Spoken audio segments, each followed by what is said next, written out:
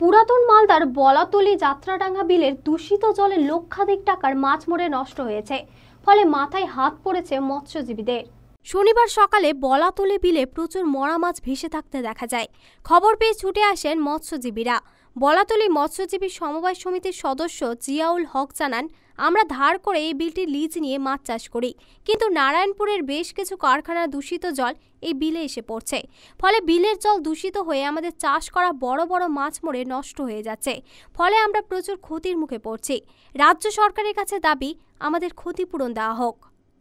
মাছগুলা ওই যে হলিস ফ্যাক্টরি আর অন্য ফ্যাক্টরিগুলা ওই যে ওপরে হয়েছে, ক্যানেল দিয়ে জল আসছে, নোংরা জল আমাদের ইয়াতে ঢুকে গেছে বিলে, এই জন্য মাছ মরে সব ভেসে গেছে।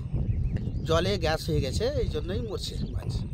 ওই যে হলিস ফ্যাক্টরির জল, নোংরা জল আসছে, এসে বিলে ঢুকছে, ঢুকার কারণে জলটা দূষিত হয়ে মাছ পড়ছে।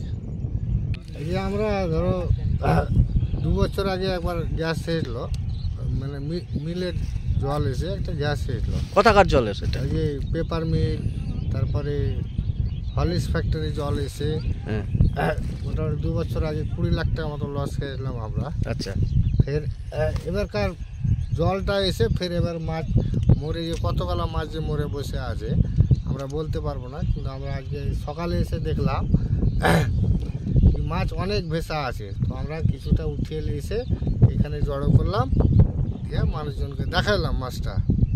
মানুষ বলছে গেছে সরকার কি কোনো রাস্তা লাই না, কি কোনো দায়িত্ব লাই না, তোরে বারে বারে এতগুলা যে তোর মাছ নষ্ট হয়েছে, তোরা কতদিন আগে 7 লাখ টাকার মাছ ছাড়লি, মাছ তো তোরা পুঁজিয়ে উঠাতে পারিস, বারে বারে যদি এভাবে লস হয় তোদের, তো তোরা বাঁচবি কীভাবে? মালদা টুডে।